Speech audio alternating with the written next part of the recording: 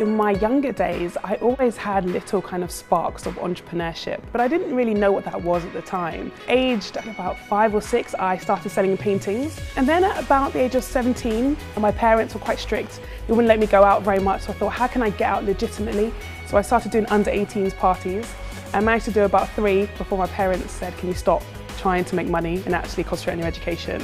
So I went to university to study business management and economics because I believed I was born to be an entrepreneur, but I left university during a recession, so I didn't really know what to do at that stage. And so I went into the city, I got a job as a HR advisor. So that was in 2012, and I started the B Group with the view that I would help people at different stages of their career life cycle really understand how to achieve their very best. 2.5 years into having my own business, my husband came home one day and said, you know, The Apprentice, they have their application process open. I managed to get to the final where I pitched my idea, and it really stems from my own personal journey where I wasn't able to get nude tights to match my skin tone.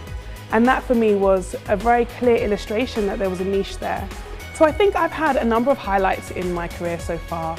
I think definitely releasing my book and it becoming the #1 bestseller on Amazon. That was huge for me. Being recognised by LinkedIn as one of the 10 most powerful leaders in the UK out of 20 million members.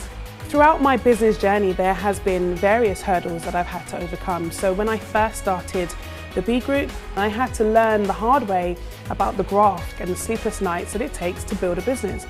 Sometimes things don't go to plan. It's about being able to get back up. So my top tip for entrepreneurs or aspiring entrepreneurs is don't be afraid to be different. It's okay to bring something out that hasn't been done before. It's okay to be different as an individual, as a personal brand, as an entrepreneur. To me, never look back means not thinking about regrets and failures. I think it's so important to think about the future. Every time there's an obstacle or a failure, I always look at it as a learning curve. I'm Bianca Miller Cole and I'm an entrepreneur and author.